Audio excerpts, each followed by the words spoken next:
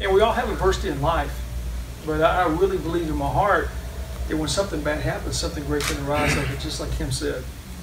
Adversity can make us stronger. It can raise a perspective, and it can unite a community. And that's what I think we've seen here. In Athens, in Atlanta, in Baton Rouge, we see the communities rally around a common goal. We've seen teammates, coaches, competitors, longtime friends, strangers who never met each other, healthcare professionals all bond together as a goal to make a difference in his life. And at the same point, he's made a difference in our life, and we'll never be the same. We've had people who've never met before then be close friends from life on now. C.S. Lewis said one time that hardship prepares ordinary people for extraordinary destinies. And right now, at this point, there's still some unknowns in his recovery. But the one thing we do know for a fact, he's an extraordinary person. He has a great destiny. Just know the Bulldog is behind you, and you're in our thoughts, and you're going to be a part of Bulldog Nation forever. Thank you. There, in 2007, and I broke my neck my second season in the NFL, and everything I'd ever worked for and wanted to accomplish was gone. And but that doesn't mean God can't do amazing things. And I think He never closes one door without opening another one. And there's always going to be setbacks, like Ron talked about. And there's always going to be things that can make you look at your life and go, "Why me? You know, why did this happen?" That way is not going to help anything. Your attitude through this, man, watching you on interviews and seeing you smile, because there is a reason to smile. Because no matter what you're going through, somebody else always has it worse. And I appreciate the way you smile through this, because I know there's a lot of pain. I've experienced it. But don't let somebody tell you what you can't do from here on in. God can do amazing things. You know, sit back, work as hard as you can, and it would be amazing to see what He can do. But it's all y'all know. You got to tear it up? No. You gonna start? I can start. Okay. Good morning, Good morning, everybody. First of all, I'd like to say thank you to the Lord who have brought me and my family this far. Thanks, UGA, Athens, Atlanta, everyone who has played part in this tragic situation for my son. I just want to thank everybody for what they have done, because during this time I didn't know where I was going to go, what I was going to do. When I seen my son laying on the field, out of all the years I ever seen him playing, I never seen him lay on the field and didn't get up. So it was hard for me, and I was telling my wife, well, I didn't know what I was going to do. So when we got here to Athens, and I seen him in the hospital bed, and it was hard for me, and I seen Reggie come down the hall and he talked to me about his situation with Wes, and he said, you know, I was asking the good Lord, why me, why my brother, why it couldn't be me. So he told me over the years it took him to get over that, to have faith in the Lord. And that's what I have been doing. I've been putting my faith in the Lord, not wondering what if he's not gonna walk again. I know he's gonna walk again because He have a plan for him. So that's why I've been trying to keep my faith so strong in the Lord, and just thanking everybody for what they have done for us. Because I didn't know where I was gonna be. My job has been so supportive of us, and everybody has been supportive of us. So I'm just thankful for what y'all have done for us. I can't thank you enough. I can't. But I also can say I love everyone in this room, everyone in Athens, and I can always remember this day as it was yesterday for what y'all have done for us. And I'm deeply, deeply indebted to you all, because as a man, when you raise your kids, you always want to be, to me, I was raised without a father, so I always said I was going to be in my child's life.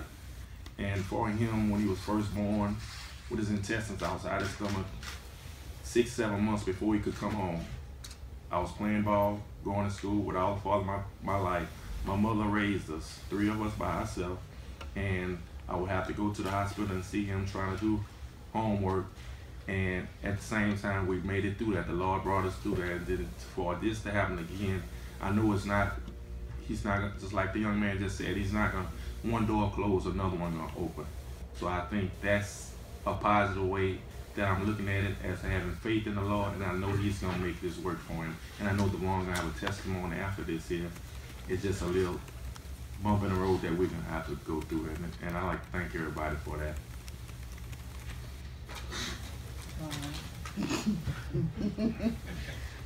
Well, I can start off by saying Devon came into my life at the age of 3. I'm Devon's stepmother. He came into my life at the age of 3, and my husband and I, we married at the age of 5. And when I married Donnie, my husband, I also had to take in Devon. From that point in time, I couldn't have the cow without the calf. So therefore, I have been mom to Devon for some years now. We've had our ups and downs. We've bonded so well. Many people would never know that he's not my biological son. I've been here with Devon since September 26th. I've gone home 3 times. I have 2 other children, Dalen 11, Tia 7. So it's been kind of hard for me to split myself into 2, having to take care of 2 households. It's been a challenge, I will say that, but I wouldn't trade it for the world. We have met some awesome people since we've been here. All of the UGA staff, the Shepherd staff, Atlanta, Athens, even people from Baton Rouge. We found kinfolk here that we didn't even know we had until coming here. So this, I don't want to say tragedy, I'll say this blessing has brought us here to so many, it opened doors for so many friendships, so many things that we could have never imagined. And just like my husband said, we're so grateful. We're so grateful. I've had one of my friends who has come all the way from Kuwait to come here to be with me, to help me with Devon. It's just been a blessing. And I'm grateful for everybody and everything that everyone has done, all of the thoughts and prayers, blessings, the cookies, the cakes, the food, we received everything. When we first arrived on the plane, I had a small suitcase and my husband had a bag. Devon only had a backpack. Right now, we're on our 2nd trip to take things home back to Baton Rouge. We've taken a trailer and a Suburban. Now we have 2 vehicles here that we only have 1 driver to take back to Baton Rouge. So therefore, we have been beyond blessed. We want to thank you all for everything that you've done. We also want to thank, of course, Southern University, because without them, none of this would have been possible. I'm grateful just to be here, to see another day, because it had, I keep saying it has been a challenge, but it has. It hadn't always been peaches and cream. I've been tired. I've been beyond tired. But because, like my husband said, we put our faith in God and we pray for strength, He will do just what we ask Him to do. And I'm grateful for that. Thank you. Save the best for last. My turn. Okay, I'd like to thank everybody for coming out. September 26th will be a day I will never forget. It's just been a blessing to find out the wonderful people here. And I know my journey's been way before this. I've been fighting my whole life. Just like my dad told me, I've been born with my intestines out, and I was in there for almost a year. Made my birthday, and I walked out the hospital then. So basically, this is just a type of setback, but it's not really a setback. It's another blessing. I know I'm going to walk out. I know I'm going to have a testimony that I will have to speak on. You crying over that? He had never seen me cry until we got here. So. Yeah. I think I've cried twice. When I first got in the ICU, I wanted to see my dad, and he got on the phone and he called me and told me he loved me. And that was the first time he ever spread his emotions out for me like that. And I boo-hooed like a baby. And I had to be strong for so many people, other than knowing that they had to stop everything, leave work, and come take care of me in Georgia, and have everybody else come take care of me.